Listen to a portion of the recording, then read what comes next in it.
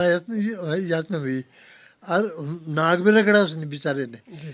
तब माँ ने कहा कि देख उस समय मैं थी वो, मैंने तेरे को कन्या के रूप में दर्शन दिए थे, अच्छा, तो पहचान नहीं पाए। तू पहचान नहीं पाया। जी। और ये जो मुझे यहाँ लाया है, जी। इसको मैंने वृद्धा के रूप में दर्शन दिए हैं। अच्छा, जो आपको मैं, आपको आप लोगों को। हाँ, ठीक, अच्छा जी। तो इस प्रकार माँ से हमारा इस तरह से भेंट हुई, तो मतलब भेंट आप हुई। लोगों के मतलब पहले से ही जो है मन में माँ पहले के से ही था माँ मेरा, माँ के प्रति माँ काफ़ी के प्रति पहले से ही था। मैं आप लोगों मेरा आपका वो और भी, आप जी, जी, हाँ। जी। तो लेकिन अब जो है स्थिति बदली हो रही है, अब सत्यता की ओर जा रहे हैं हम। अब माँ के विषय में हमको मालूम हो गया ना जी। कि माँ की उत्पत्ति कैसे हुई। हेलो डियर व्यूअर, स्वागत है आपका मेरे इस चैनल में। आज मैं जा रहा हूँ वैष्णो माता की एक प्रसिद्ध पौराणिक मंदिर, जो कि अभी हमें इस जगह का नाम तो क्लियर पता नहीं है, लेकिन मेटाकुंड से पैदल जाना पड़ता है जंगलों के बीच में। लेकिन हम आए हैं, वहाँ तक जाने का एक रूट भी है जिसमें गाड़ियाँ जाती हैं। तो ये जो है सलकोट पीपली होते हुए, देखिए मैं बताता हूँ। देखो, अभी हम आ चुके हैं वहाँ से।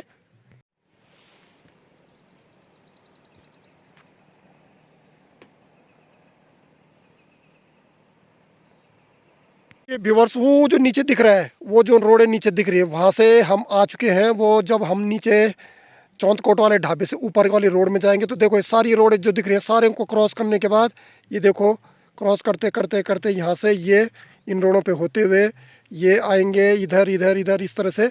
और इस समय हम पहुँचे हैं यहाँ पर। और यहाँ से जो नज़ारा है, देखिए, ये मार्केट है यहाँ पर एक कोई, यहाँ पे। और यहाँ से भी जो एक रूट जा रहा है, देखो ये वाला, यहाँ से ये कच्ची रोड में यहाँ जाना है। इधर कहीं बता रहे हैं इस साइड पे, कहीं पे इस साइड पर कहीं पर कोई मंदिर है, वहाँ पर कोई बहुत प्राचीन गुफा करके है। देखते हैं, हम भी कोशिश करते हैं, यदि हमें ढंग से दिख जाएगा तो हम भी आपको दिखाने की कोशिश करते हैं। चलो व्यूवर्स, चलते हैं उस मंदिर की ओर।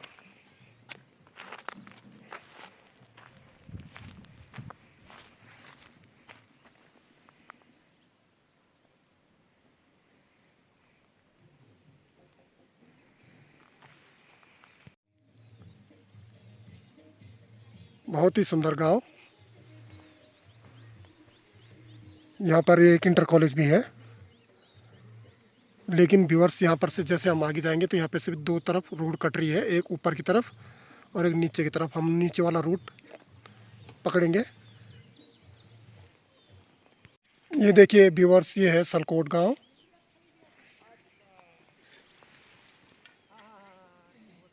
व्यूअर्स, ये जो सलकोट गांव है, हमने यहाँ पर अपनी गाड़ी को रोक दिया है और हमको जो है रास्ता दिखा रहे हैं यहाँ पर यहीं के जो अंकल जी हैं स्थानीय, कि किस रूट पे जाना है वो हमें बता रहे हैं। आगे हम उनके पीछे पीछे चल रहे हैं। देखिए यहाँ पे आड़ू के लगे हुए, आड़ू के काफ़ी अच्छे फूल।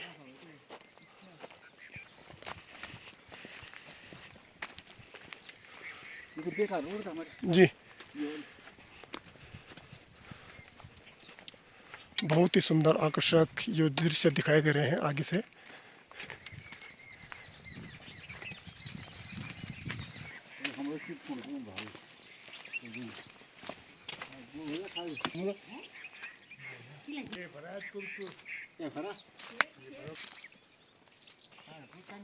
पुराने टूटे हुए घर।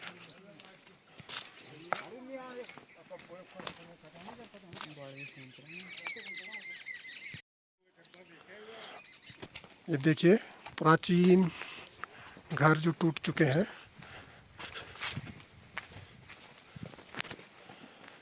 बहुत सुंदर यार, प्याज ही प्याज।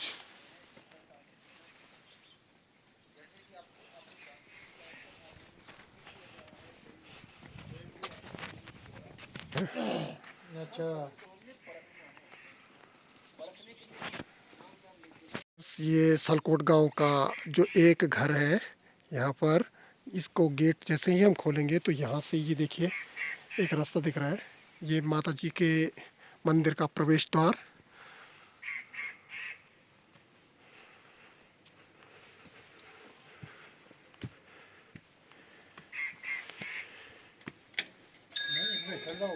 और यहाँ पर देखिए माता जी के चरण पादुकाएं। चरण पादुका।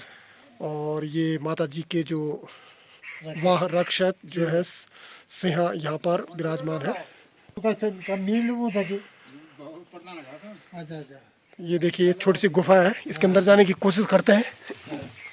जय माता दी कि व्यूअर्स, जैसे हम इस गुफा के अंदर गए हैं तो देखिए काफ़ी लंबी गुफा है, टाइम लगेगा, कोशिश करते हैं क्या हम घुस पाएंगे। जय माता दी, जय माता दी। देखिए इस गुफा के अंदर लेफ्ट साइड में ये देखो, अरे घुस जा भाई। जय माता दी, आराम आराम से है भाई लौंडे, ये बेटा आर्मी ट्रेनिंग विच है भाई। करीब फंसे ना बहुत ही, वाह यार, जय माता की।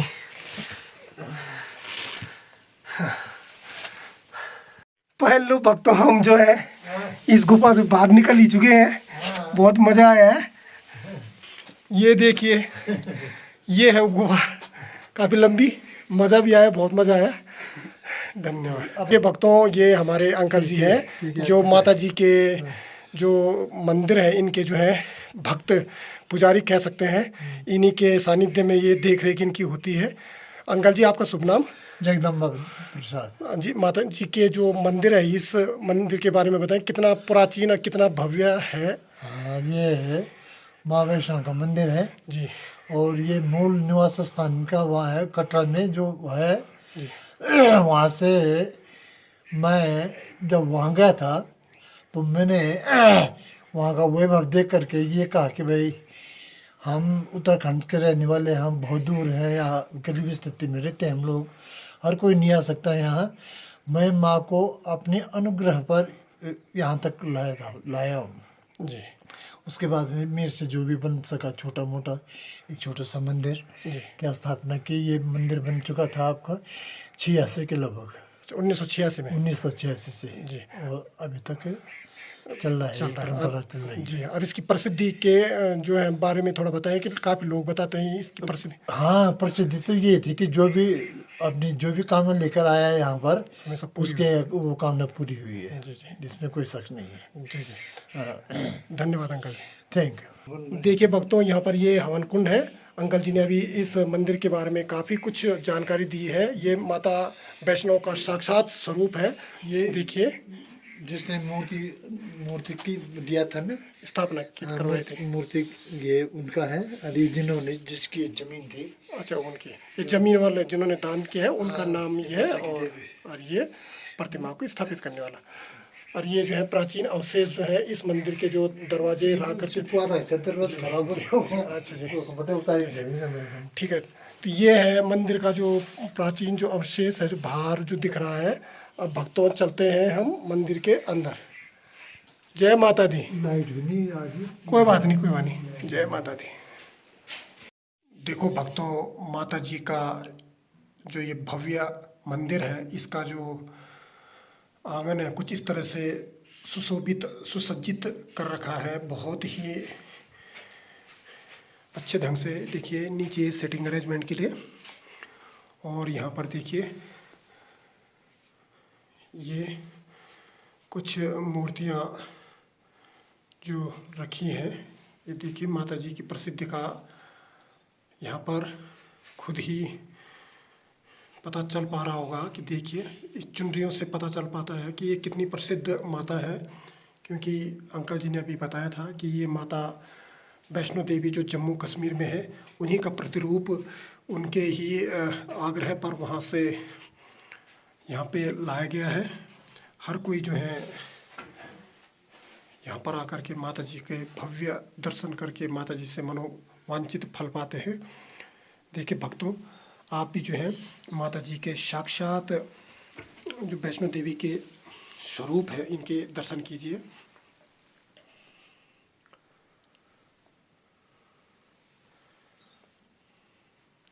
ये जो पिंडी स्वरूप है, देखिए यहाँ पे 3 आपको दिखाई दे रहे हैं। जैसे वैष्णो देवी में है वैसे ही बहुत ही अच्छे ढंग से सुशोभित स्थापित कर रखे हैं। जो भक्त वैष्णो देवी नहीं जा सकते हैं वो माता के दर्शन यहाँ पर भी आसानी से कर सकते हैं। बोलो वैष्णो माता की जय हो, वैष्णो देवी की जय हो। या देवी सर्वभूतेषु माँ दुर्गा रूपेण संस्थिता नमस्तस्यै नमस्तस्यै नमस्तस्यै नमो नमः। या देवी सर्वभूतेषु माँ महाकालरात्रि रूपेण संस्थिता नमस्तस्यै नमस्तस्यै नमस्तस्यै नमो नमः। या देवी सर्वभूतेषु मातृरूपेण संस्थिता नमस्तस्यै नमस्तस्यै नमस्तस्यै नमो नमः। या देवी सर्वभूतेषु दयारूपेण संस्थिता नमस्तस्यै नमस्तस्यै नमस्तस्यै नमो नमः। बोलो माँ वैष्णो देवी की जय हो। तो मेरे साथ ये अमन भी आ रखा है, ये भी माता जी के जो है साक्षात दर्शन इन्होंने कर लिए हैं। ये भी यहाँ पर आकर के मेरे साथ कृतार्थ हो गए हैं। माता जी इसकी भी अब मेरी भी जो है हर मनोकामना पूरी करे, यही कामना लेके हम यहाँ पर आए हैं। भक्तों आपकी भी यह मनोकामना यहाँ पर पूरी हो जाएगी, आप यहाँ पर भी याचना कर सकते हैं।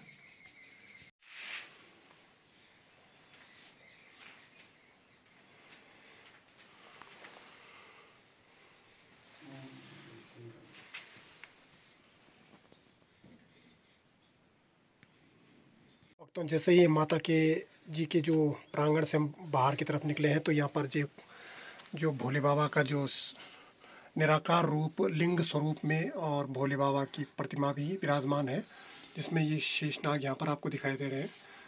ओम त्र्यंबकम यजामहे सुगंधिम पुष्टिवर्धनम उर्वारुकमेव बंधनान मृत्युर्मोक्षे यमामृतात्। देखिए काफ़ी अच्छा इस मंदिर का रख रखाव करके बनाया गया है। देखिए बहुत ही अच्छे जो फूल यहाँ पे खिले हुए।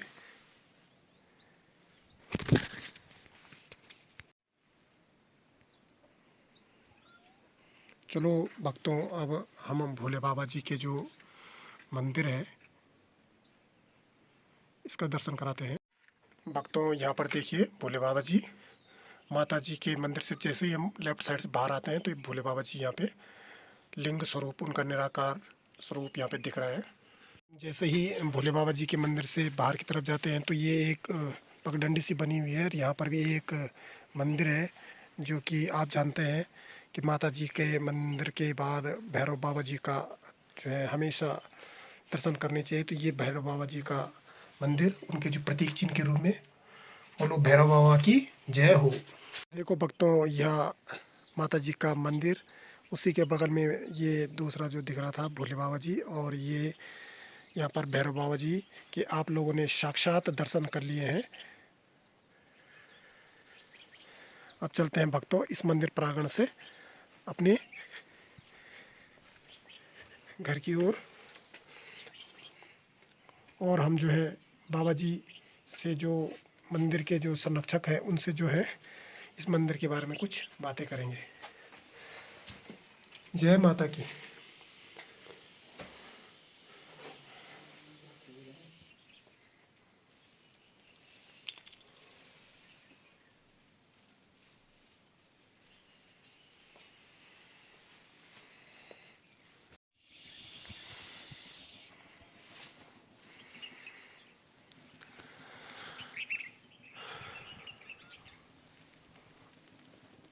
बहुत ही सुंदर फूल, कितना अच्छा लग रहा है, शांत वातावरण।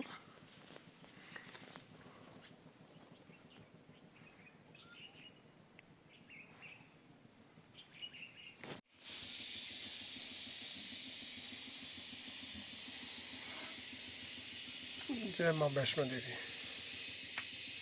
तो यहाँ पर अंकल जी एक ऐसा साक्षात जो प्रमाण बता रहे हैं कि माता जी जो इस समय वैष्णो देवी जो इन्होंने यहाँ पर इनका स्थान रखा है जहाँ पर ये माता जी विराजमान है। अंकल जी का जो खुद का अनुभव है, उन्होंने अपनी लाइफ में क्या महसूस किया है वो आपके साथ शेयर कर रहे हैं।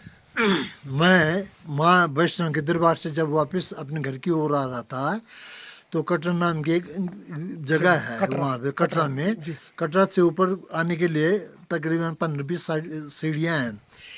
मुझे उन सीढ़ियों में एक माता मिली जिनकी उम्र लगभग 75 या 80 के लगभग थी। सफ़ेद साड़ी थी, सफ़ेद ब्लाउज था, सर के बाल सफ़ेद थे, आंखों में चश्मा था, लेकिन वो सीढ़ी चढ़ने में असमर्थता व्यक्त कर रहे थे। जी तो मुझे मेरे मन में ये ख्याल आया कि यार मैं अगर युवा हूँ अभी, तो मेरी बाहों में बल है, तो निर्बल को उठाने के लिए है, किसी की मदद करने के लिए है। मैं उनके पास गया, मैंने उनसे पूछा, मैंने कहा माँ मैं आपकी मदद कर दूँ? तो उन्होंने मेरे चेहरे के ऊपर देखा ऐसा करके, बोला बेटा ठीक है कर दो। मैंने उनको अपने हाथ से पकड़ा, उनका हाथ ऐसा है, ऐसा करके उठा करके एक एक तरफ मेरे घर वाले थे और एक तरफ मैं था, दोनों हाथ उठा करके हमने उनको रोड में ले गए। रोड में ऐसा प्रतीत हुआ मुझे कि जैसे आदमी बहुत परिश्रम करने के बाद में थक जाता है तो उसके होंठ में सफ़ेद सफ़ेद थूक सा जम जाता है। हाँ ठीक है जी।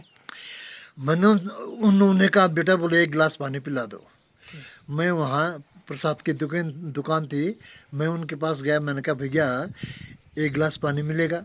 तो वहाँ पे 5 लीटर ये प्लास्टिक का जो वो रखा हुआ था डब्बा, उसमें एक गिलास था। बोलो भैया, बोला पी लो।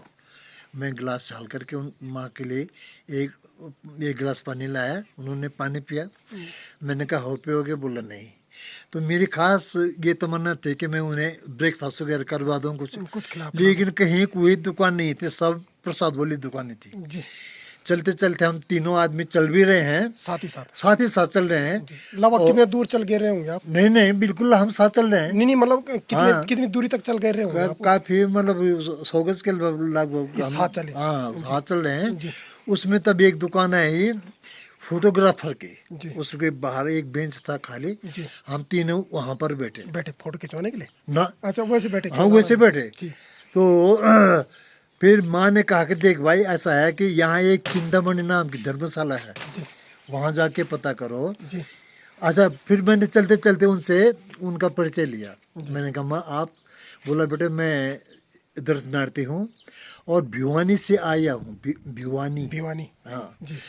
अब अंदर मेरी जो है मनोस्थिति ऐसी थी कि मेरे मन में ये विचार उत्पन्न हुए कि भाई भिवानी माने रसेमल शब्द है भवानी। जी जी। और आलोक लहरी के साथ में आई हूँ। आलोक लहरी, आलोक माने प्रकाश, लहरी माने किरण, कि मैं प्रकाश की किरणों के साथ में, मैंने ये मेरी में सोच पैदा हो रही थी अपने आप ही मन में। जी। हाँ, तो यार मेरा कुछ बात तो है, ये मेरे मन में बात है। तब चलते चलते जब वहाँ पे हम बैठे तीनों, तो माँ ने कहा कि तुम यहाँ से चिंतामणि नाम की कोई धर्मशाला है, वहाँ जाके पता करो कि ये आलोक लहरी नाम का व्यक्ति आया है कि नहीं। ठीक। धर्मशाला का मुझे भी पता नहीं था। मैं पूछते पूछते 1-1.5 किलोमीटर पर गया, वहाँ इंटरेस्टेड रूम में गया। वहाँ मैंने उनसे बोला, मैंने कहा भाई थोड़ा इसमें अपनी रजिस्ट्रेशन में देखिए कि ये आलोक लहरी नाम का व्यक्ति आया है कि नहीं। उन्होंने देखा तो उसमें कोई नाम नहीं मिला। फिर मैं इस को मैसेज को लेकर के माँ के पास आया। माँ ने, मैंने कहा माँ वहाँ तो कोई इस नाम का कोई व्यक्ति नहीं है। ठीक है बोला बेटा अब मैं चलती हूँ, अगर व्यवस्था हो सकती है तो एक टेम्पो की व्यवस्था कर दो। वहाँ से टेम्पो वाला भर कर के आया, एक सीट खाली थी। मैंने उसमें माँ को बिठाया और उन्होंने भी हाथ जोड़े मेरे ले और मैंने भी उनको हाथ जोड़े जय माता की बोल करके अपने घर में आ गया। तो एक बार मेरा ही नाम राशि जगदम्बा प्रसाद बर्थवाल, पाली गांव है लैंसडाउन के पास, वहाँ का रहने वाला, और हम एक ही जगह सर्विस करते हैं, जबकि अलग अलग यूनिट में था। वो अलग थे, मैं अलग था। मेरा नाम भी जगदम्बा प्रसाद पोखरियाल है। तो वहाँ पर एक बार वो अपने बच्चों के साथ में माँ वैष्णो की यात्रा में गए थे। तो अर्धकुमारी नाम की एक जगह है जहाँ पे यात्रा आदि हो जाती है। वहाँ पर उनको एक लड़की मिली 8-10 साल की, छोटी लड़की। उसने कहा कि बोले 1 टका दे दे, मान 1 रुपए दे दे, 1 टका दे दे। उनके हृदय में ये विचार पैदा हुआ कि भाई 1 रुपए मांगने वाले बहुत से, किसे दिया जाए। उन्होंने नहीं दिया। अच्छा। अब वो वहाँ से रिटायरमेंट होकर के पेंशन होकर के अपने घर में आ गए। घर में उनकी आर्थिक स्थिति बहुत दयनीय हो गई। जहाँ पर उनका 100 रुपये का काम बनना चाहिए था, 100 रुपये खर्च होने चाहिए, वहाँ पर उनके 1000 रुपये निकल गई। ठीक है। तो आर्थिक स्थिति जब पैदा हुई तो वो कहीं गए पुचेरिया के पास, तो वहाँ से ये बात वहाँ व्यक्त हो गई कि भाई तुमसे किसी ने 1 रुपये मांगा था कभी। फिर वो उस समय यहाँ आधा मंदिर बन चुका था वैष्णव के देव के नाम से। नाम से। तो वो यहाँ आए थे 2 आदमी। अच्छा।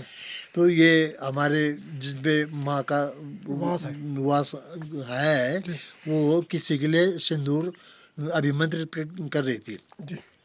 तो जैसे ही वो अंदर प्रविष्ट हुआ, उसने कहा, माँ ने दूर से ही बोला घमंडी आ गया मेरे दर पर। हाँ, अच्छा, पहचान गए माँ। पहचान गई। जी। अच्छा। अच्छा। उसके बाद में जा कर के उन्होंने अंदर आए, माँ से उन्होंने विनय हुआ, प्रार्थना हुई, क्षमा याचना। क्षमा याचना हुई, और नाक भी रगड़ा उसने बेचारे ने। जी। तब माँ ने कहा कि देख, उस समय मैं थी वो, मैंने तेरे को कन्या के रूप में दर्शन दिए थे। अच्छा, तो पहचान नहीं पाया। तू पहचान नहीं पाया, और ये जो मुझे यहाँ लाया है, इसको मैंने वृद्धा के रूप में दर्शन दिए हैं। अच्छा, जो आप लोगों को। हाँ। ठीक। अच्छा जी। तो इस प्रकार माँ से हमारा इस तरह से भेंट हुई। तो मतलब आप लोगों के मतलब पहले से ही जो है मन में माँ पहले से ही था, माँ के प्रति माँ के प्रति पहले से ही था। आप लोगों मेरा वो भी। आप। हाँ। तो लेकिन अब जो है स्थिति बदली हो रही है, अब सत्यता की ओर जा रहे हैं हम। अब माँ के विषय में हमको मालूम हो गया ना कि माँ की उत्पत्ति कैसे हुई, माँ का कौन कौन संरक्षक है। अब हमें, जैसे हमने 12 का या MA कर दिया, BA कर दी, उसके बाद में तब आगे के सोचते हैं ना, PhD। जी। तो वैसे ही ऐसे ही ज्ञान जब आगे चलता रहता तो है, ज्ञान का मतलब तो हकीकत मतलब पता चलती सामने होता रहता है ना, ये वजह से। ठीक है। ठीक है। यहाँ पर जो हमारे जो मंदिर को जिन्होंने हमें दिखाया, जिनके संरक्षण में चल रहा है, सब कुछ देख रेख हो रही है, वो अंकल जी जो है इस ब्रह्मांड में स्थित ब्रह्मा विष्णु महेश की स्तुति और स्थापना किस तरह से हुई है उनके बारे में बता रहे हैं। तो जिस लोक में हम रह रहे हैं, इसका नाम है मृतलोक। ये मृतलोक, इसके नीचे जो है वो है पाताल लोक, और इससे ऊपर का जो लोक है उसको स्वर्गलोक के नाम से जाना जाता है ना। तो इन तीनों लोकों का मालिक कौन है? इन तीनों लोकों का मालिक जो है, ये ब्रह्म है, जिसको हम ब्रह्म कहते हैं। ये ब्रह्म काल स्वरूप है, काल ही है ये ब्रह्म। इस ब्रह्म की जो भार्या हैं, पत्नी हैं, जिसको हम कहते हैं, वो है दुर्गा, माता दुर्गा। इन दोनों के संयोग से इन तीनों पुत्रों की उत्पत्ति हुई है, जिसको ब्रह्मा, विष्णु एवं शिव कहते हैं। और ये तीनों देवता भी मरण धर्मा है। ये उत्पत्ति होती है और इनकी मृत्यु होती है। इसके लिए प्रमाण देवी भागवत स्कंद 3 प्रश्न नंबर 123 पर पढ़ें। ऐसा है ना। तो अब हम इन्हीं की उसमें उलझे रहते हैं। अब जैसे हम कहते हैं राम की उपासना करो, राम कितने हैं? राम 4 हैं। एक राम दशरथ का बेटा, एक राम घट घट में बैठा, एक राम का सकल पसारा, और एक राम इन सब से न्यारा। अब हम लोग जो हैं, आपके शरीर में भी 3 राम व्याप्त हैं, भी व्याप्त हैं, लेकिन हम परिचित नहीं हैं इस ज्ञान से। इस वजह से दशरथ के जो बेटा है राम है, यहीं तक हम सब उलझे हुए हैं। इनसे बाहर तो हम अभी तक निकले भी नहीं हैं, हम जानते नहीं हैं। तो वो एक तो आकार में है, और दूसरा राम है जिसको हम जीव राम कहते हैं, जीव तत्व जीवात्मा जिसको हम कहते हैं। नंबर 3 राम है जिसको हम मन कहते हैं, मन राम। और चौथा कौन है? यह आपका जो आत्मा राम जो है, आत्म राम है। तो सत्य यही है कि ये जो चौथा राम है, यही उपासना के लायक है, यही सत्य है, यही नित्य है। इसको शस्त्र काट नहीं सकता, वायु इसको बहा नहीं सकती है, जल इसको भिगा नहीं सकता है। ये अजर है, अमर है, अबोल है, अडोल है, ये वही चौथे राम है। बाकी सब जो है मरण धर्म है, मरणशील है। मरणशील है सभी। माना कि ब्रह्मा की मृत्यु होती है, विष्णु की मृत्यु होती है, शिव की मृत्यु होती है, और हम लोग इन्हीं की उपासना तो कर रहे हैं इससे। हाँ, लेकिन हमने अंकल जी ऐसे कई जगह जैसे हमने टीवी सीरियल में या कुछ इस तरह से कई चीज देखा है या सुना है कि जो भगवान शिव है जो निराकार मतलब नश्वर है, उनका ना आदि है ना अंत है, कुछ इस तरह से इसके बारे में कुछ ना ऐसे आप क्या इसका मानते हैं? हाँ, मैं आपको बता रहा हूँ। मैं ये सृष्टि निर्माण पढ़े यहाँ पर, ये जो ज्ञान है इसका इनका है रामबाल जी का। जी रामबाल जी की जो पुस्तक है ज्ञान गंगा है, उसमें पढ़े सृष्टि की रचना कैसे हुई, ठीक ये दुर्गा दुर्गा इनकी पत्नी कैसे बनी, जी दुर्गा की उत्पत्ति कहाँ से हुई, जी। ये जो है इनके इनके ज्ञान से मिलेगा। तो ये किस पुस्तक में मिलेगा? ये पुस्तक मैं आपको दूंगा, अगर आप चाहेंगे जी। तो आप उसको पढ़ें और लोगों को भी पढ़ाएं। पुस्तक का नाम क्या है वैसे, ज्ञान गंगा। जो अगर कोई खरीदना चाहे? ज्ञान गंगा के नाम से आता है ये। हाँ, इसके, ज्ञान गंगा। इसके लेखक कौन है? लेखक वही हैं रामपाल जी। अच्छा, रामपाल जी। ठीक है ठीक है। तो इसमें तो आध्यात्म से कि ज्ञान है, ज्ञान दो है, जी पवित्र ज्ञान और मूल ज्ञान। हम लोग जितने भी हैं ब्रह्मलोक तक का ज्ञान जो है ये पवित्र ज्ञान के नाम से पुकारा जाता है। ये आपको ब्रह्म तक तो पहुंचा देगा ये ज्ञान, लेकिन फिर गीता के अंदर 8वें अध्याय का 16वां श्लोक है कि आप ब्रह्म भुवनालोका पुनरावृत्ति ने अर्जुना, ये अर्जुन ब्रह्मलोक की हुई आत्मा भी पुनरावृत्ति में है, उनकी फिर यहाँ दोबारा जन्म मरण होता है। तो कहने का तात्पर्य है कि वो भी मुक्त नहीं हो पाते हैं। ये है पवित्र ज्ञान। नंबर दूसरा है मूल ज्ञान। मूल ज्ञान क्या है? मूल ज्ञान तो आध्यात्मिक है, उसमें बहुत भिन्नता रखता है। तो अब जैसे हम हैं आत्मा, अब आपको वहाँ से यहाँ तक कौन चीज़ लाई है? आत्मा, जिसके अंदर परमात्मा शरीर, है। चैतन्यता। चैतन्यता। चैतन्यता अगर आपके अंदर नहीं है तो ये 5 तत्वों का शरीर बनता है। तुम्हारा देवी देवता जितने भी हैं और जितने पशु पक्षी हैं यहाँ जीवात्माएं हैं, ये सब 5 तत्वों से निर्मित शरीर में है, जी, पंचतत्व। पंचतत्व में है। तो इन तत्वों को जो जानता है उसको तत्ववेता कहते हैं, तत्ववेता है ना, ठीक है। जो कि तत्वों के विषय में ज्ञान रखता है। जी जी। और उसके बाद में दूसरा होता है कि ब्रह्मयोगी होता है जो कि ब्रह्म के विषय में ज्ञान रखता है। और नंबर 3 में है कि आत्मयोगी है, जैसे कि वो आत्मा के विषय में जानता है। जी तो चेतनता हमारे इस स्थूल शरीर के अंदर जो ये जड़ है, ये इसके अंदर अपनी कोई ताकत नहीं है। नहीं है। ये चैतन्यता जो हमारे अंदर बैठा हुआ है, 2 तत्व हैं, जड़ और चेतन। इन दोनों के संयोग से ही सारे सृष्टि का निर्माण होता है। सारी सृष्टि का निर्माण किसने बनाया? पृथ्वी को, ये प्रकृति को। क्योंकि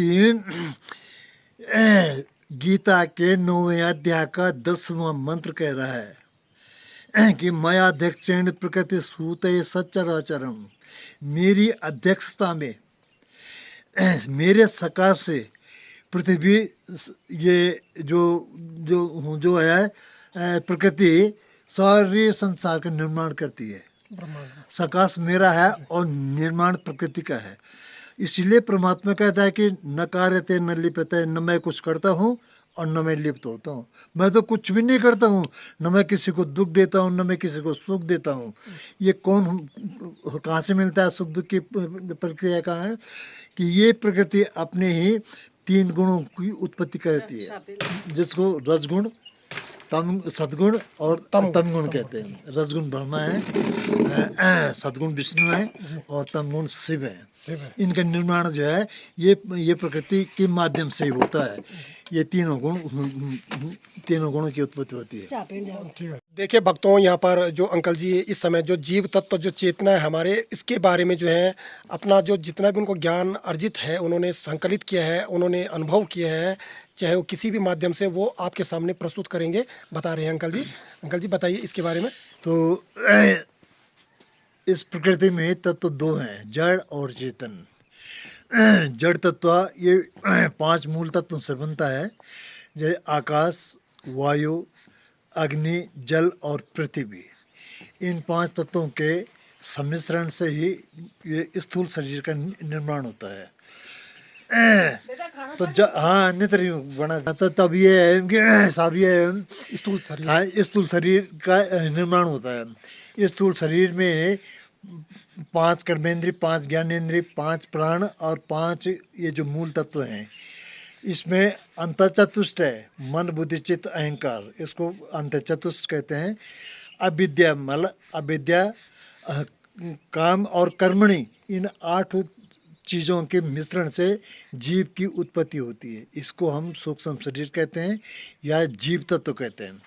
जब ये जीव का निर्माण हुआ तो ये स्थूल में था, जड़ था, ये इसके अंदर अपनी कोई भी सामर्थ्य नहीं थी।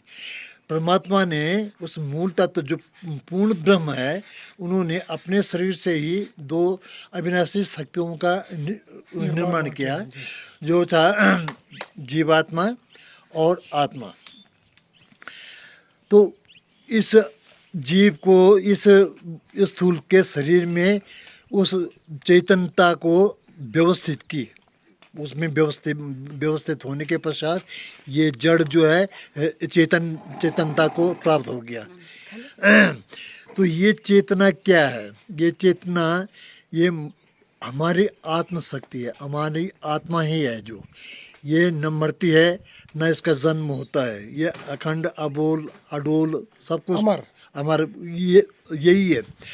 अब इसकी अगर हम उपासना करते हैं तो शरीर के अंदर प्रविष्ट करते हैं, पहले अपने को शरीर के अंदर घुसेंगे, फिर ये हमारे अंदर जो चैनल है, हमारे जो कमल हैं, इन कमलों की उपासना करते करते हम मूल चक्र मूल से चलते हैं। जी, हाँ, और फिर सहस्त्राक्ष तक चलते हैं ना, तो वहाँ त्रिकुटी वगैरह है। लेकिन अब ये कहाँ पर रहती है, इसका स्थान वो